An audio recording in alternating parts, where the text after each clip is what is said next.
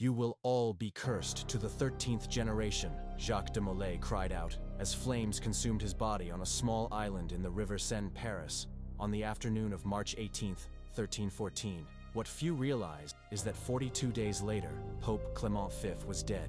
8 months after that, King Philip IV suffered a massive sudden stroke, and over the next 14 years, all 3 of the king's sons died, extinguishing a 3-century dynasty. Coincidence? Perhaps. But what led the last Grand Master of the Knights Templar to the pyre was far more brutal than a simple execution for heresy. It was the climax of a conspiracy that had begun on a Friday the 13th, 7 years prior, with the largest police operation of the Middle Ages. Today you'll discover that Jacques de Molay's death was the result of 7 years of systematic torture in French dungeons, that his execution was a political assassination disguised as a religious trial, and that the curse he uttered truly came to pass with such chilling accuracy that it altered the course of European history. But first, you need to understand how a Friday the 13th in October 1307 became synonymous with bad luck forever, and why. In the early hours of October 13th, 1307, in a coordinated operation involving thousands of soldiers across the entire French realm, every Knight Templar was simultaneously apprehended. It was a Friday, and this date became etched in history as the day cursed by the order's follower. It was the largest police operation ever organized in the country, with thousands of Templars arrested throughout France. The plan had been meticulously engineered with military precision by Philip IV, the Fair, and his minister Guillaume de Nogaret, the same duo who had orchestrated the assassination of Pope Boniface VIII 4 years prior. The operation was so clandestine that the orders were only unsealed on the night of October 12th. In August, Philip IV had dispatched a sealed letter across the kingdom with clear instructions that it was only to be opened on the night of October 12th, 1307. Everyone followed the king's commands. On the designated night, Jacques de Molay was captured along with most of the Templars.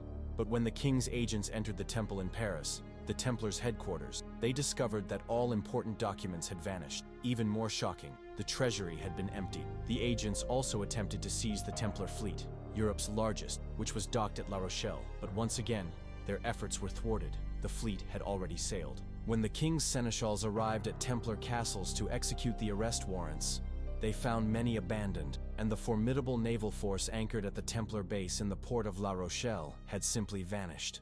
To this day, the vast wealth of the Templars has never been recovered. Legally speaking, these arrests were entirely unlawful. The Templars answered solely to the Pope, but the reigning Pope, Clement V, was a mere puppet of Philip IV. The French king had relocated the papal seat from Rome to Avignon, France, and had also been implicated in the suspicious death of the preceding Pope Boniface VIII, thus clearing the papal throne for Clement. Inevitably, the Pope sided with Philip. The motivation behind this operation wasn't religious. It was financial and political. Philip IV was bankrupt, having repeatedly borrowed from the Templars to fund his wars, and now saw the Order's destruction as the solution to his economic woes. The Order of the Templars was, at that time, Europe's most powerful financial institution, wealthier than any kingdom, possessing castles, vast lands, naval fleets, and a banking system that spanned the entire continent. To justify the arrests, Philip IV and his minister Guillaume de Nogaret disseminated devastating accusations: heresy, sodomy, denial of Christ, worship of a demonic idol called Baphomet, and blasphemous rituals during initiation ceremonies. Philip IV had employed a French nobleman named Esquin de Floiran with the mission of slandering the image of the Templars and their Grand Master, Jacques de Molay. In return, Floiran was promised Templar lands immediately after their downfall. For 7 years, Jacques de Molay and the knights imprisoned in the dungeons endured torture and lived in subhuman conditions. What many don't realize is that these tortures weren't primitive interrogation methods. They were techniques systematized by the Inquisition, specifically designed to break the psychological and physical resistance of prisoners. Of the 138 Templars captured in Paris, 134 confessed under torture that they had renounced Christ, practiced black magic rituals and secret night gatherings, and engaged in sexual acts among themselves during initiation ceremonies. But these confessions were extracted through methods that included stretching on torture racks, burning the feet with hot irons, crushing finger bones, and sleep deprivation for consecutive days. Throughout years of torture, Jacques de Molay remained loyal to his friends and fellow knights. He refused to disclose the location of the Order's wealth or betray his comrades. While other Templars succumbed to the pressure and confessed to imaginary crimes to halt their suffering, de Molay held his ground. The Order was innocent, and the accusations were political fabrication. This 7-year resistance wasn't merely individual courage. It was a demonstration that a man, when convinced of the righteousness of his cause, can endure any torture without breaking. The French torturers, who had broken hundreds of other prisoners, found in de Molay a resilience that both frustrated and enraged them. The order was formally suppressed on March 22, 1312, by the bull Vox in Excelso, and all their properties were transferred to the Hospitaller, except for those Philip IV kept for himself.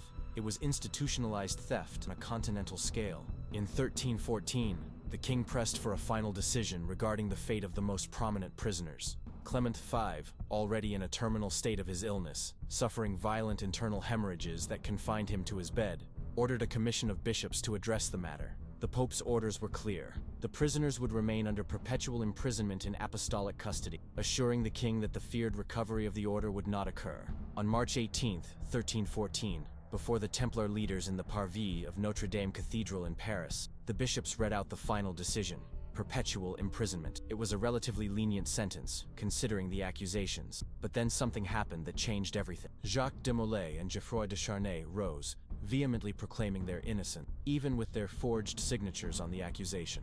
Denying the fabricated evidence against themselves and the order, they publicly declared that all crimes and heresies attributed to the Templars were invented. According to the justice of the era, declaring innocence after having confessed guilt meant lying to the inquisitorial judges, a grave offense punishable by death. Seeing that the proceedings were spiraling out of his control, and that the order's absolution was still pending, Philip IV decided to take swift, decisive action to definitively conclude the Templar matter. He ordered the immediate seizure of Jacques de Molay and Geoffroy de Charnay, then under the custody of the Episcopal Commission, and decreed that they be burned at the stake that very day. The execution wasn't merely brutal. It was a public spectacle meticulously orchestrated to demonstrate the absolute power of the French king. The pyre was erected on a small island in the river Seine, directly facing Notre Dame Cathedral, so that all of Paris could bear witness. It was a clear message. Not even papal protection could save those who defied Philip IV's will. De Molay was 70 years old, and had spent the last 7 in the royal dungeons. His physical resistance had been shattered by torture,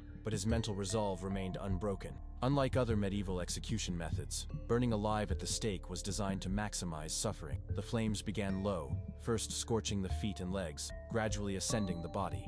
Death by smoke inhalation could take several minutes, during which the victim remained conscious and able to speak. Tied to the pyre, with the fire beginning to lick at his feet, Jacques de Molay cried out towards King Philip IV, "You will all be cursed to the 13th generation!" The curse was more specific than that. He summoned Pope Clement V, King Philip IV, and Guillaume de Nogaret to appear before the tribunal of God within a year. It was a prophecy that would be fulfilled with terrifying precision. The fulfillment of this curse was so precise that it shocked all of medieval Europe. 42 days after the execution, Pope Clement V died on April 20th, 1314, after much suffering from an illness that caused him violent internal hemorrhages. Some accounts suggest he died from ingesting powdered emeralds, a medieval fever remedy that likely lacerated his intestines. His death was so sudden that many in the French court believed de Molay's curse was manifest. He left behind a son, John I, who was born shortly after his death, but the infant was murdered by Mahout of Artois when he was only 5 days old. The kingdom then passed to Philip V, the Tall, Louis XI's brother, who reigned from 1317 to 1322, and died without male heirs. The reign then passed to the third brother, Charles IV, the Fair, who reigned from 1323 to 1328, and also died without male heirs. The kingdom passed to the House of Valois, initiating a succession crisis that would culminate in the 100 Years' War between France and Jacques de Molay's curse literally redrew the political map of Europe. Guillaume de Nogaret, the minister who had masterminded the entire persecution of the Templars, died under mysterious circumstances even before de Molay's execution in 1313. His body was found in his home, with no visible signs of violence, but witnesses reported that he had spent months tormented by nightmares, where he saw Templar knights coming to claim him. The accuracy of the dates, 42 days for Clement V, less than a year for Philip IV, and the complete extinction of the royal dynasty within 14 years, created a superstitious reverence around the figure of the last Grand Master that persists to this day. There exists the possibility that curse was, in reality, a political prophecy based on de Molay's intimate knowledge of palace intrigue. During his 7 years of imprisonment, he had observed the internal tensions of the French court, Pope Clement VI's progressive illness, and the succession problems that might arise after Philip IV's death. But there is also evidence that surviving Templars, especially those who escaped with the Order's fleet and treasury, may have orchestrated a systematic campaign of political assassinations. The sudden and simultaneous deaths of so many key figures suggest a coordination that transcends mere coincidence or prophecy. What makes Jacques de Molay's execution particularly brutal isn't just the physical violence of the pyre, but the stark demonstration of how political power can utterly destroy a centuries-old institution. The Templars had been, for 200 years, Christendom's most respected military force, Europe's most trusted bankers, and the guardians of trade routes between East and West. In less than a decade, this institution was completely obliterated through a campaign of misinformation, confessions extracted under torture, and the manipulation of the medieval judicial system. Philip IV didn't merely kill de Molay, he destroyed the historical memory of an entire order, replacing 2 centuries of Christian service with fabricated accusations of heresy and sodomy. The technique employed was a precursor to methods totalitarian regimes would use centuries later, apprehending all members of an organization simultaneously, isolating them from one another, subjecting them to extreme psychological pressure, forcing confessions through torture, and using those confessions as justification for the complete destruction of the group. He wasn't merely resisting physical pain, he was defending the memory and honor of thousands of knights who had dedicated their lives to the service of Christendom. His refusal to confess to non-existent crimes or reveal the location of Templar treasures was, literally, a defense of historical truth against political propaganda. When de Molay finally broke his silence on the morning of March 18, 1314, it wasn't to confess, it was to publicly proclaim the innocence of the entire order. Knowing that such a proclamation meant certain death, he chose to die for the truth rather than live a lie. The execution of Jacques de Molay set a sinister precedent in European history. It demonstrated that no institution, however powerful or respected, was safe against the will of a determined monarch. If the Templars, protected by papal immunity, masters of impregnable castles, and possessors of incalculable wealth, could be destroyed through fabricated accusations, then any organization could suffer the same fate. This precedent would be used repeatedly throughout history by rulers who sought to eliminate groups they deemed threatening. The technique of fabricating criminal charges to justify the destruction of political enemies would become a standard tool of authoritarian power. De Molay's death also revealed something profound about the nature of human courage. Facing 7 years of torture, the prospect of death by fire, and the complete destruction of everything he believed in, he chose to maintain his moral integrity. This choice, to prefer an honorable death over a dishonorable life, would become a model for political resistors throughout the century. The curse he uttered, whether interpreted as prophecy, as a revenge plot executed by surviving Templar, or as simple coincidence, was fulfilled with a precision that reshaped European history. The Capetian dynasty was extinguished, the 100 Years' War ravaged France, and papal power was permanently weakened. The Order of the Templars was completely destroyed,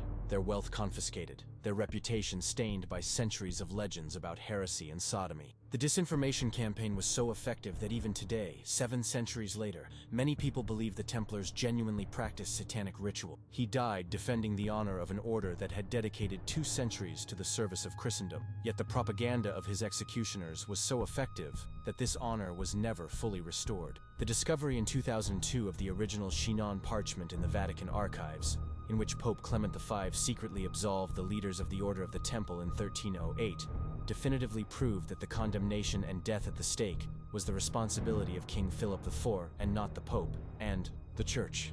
Jacques de Molay's execution was, therefore, a political assassination disguised as a religious trial. Some argue that the parchment may have been produced after 1314, with the aim of mitigating the likely exposure of papal cruelty. If true, it proves that Clement V was attempting to save the Templars while publicly condemning them, a duplicity that demonstrates the extent to which he was under Philip IV's control. Jacques de Molay's execution was far more brutal than we often imagine because it forces us to confront an uncomfortable truth about the nature of power. When states decide that certain individuals or groups are inconvenient, they are capable of fabricating any justification to destroy them. Technology changes, methods become more sophisticated, but the underlying logic remains the same. His 7-year resistance under torture, his refusal to betray comrades or reveal the Order's secrets, and his final proclamation of innocence at the moment he knew it meant certain death, transformed him into a symbol of moral integrity that transcends any specific religious or political affiliation. The Capetian dynasty was extinguished, the 100 Years' War ravaged France, and papal power was permanently weakened. We're confronted with a question that remains profoundly relevant. What would we do if forced to choose between our moral integrity and our life? Jacques de Molay made his choice on the morning of March 18, 1314, and the consequences of that choice continue to echo through the centuries.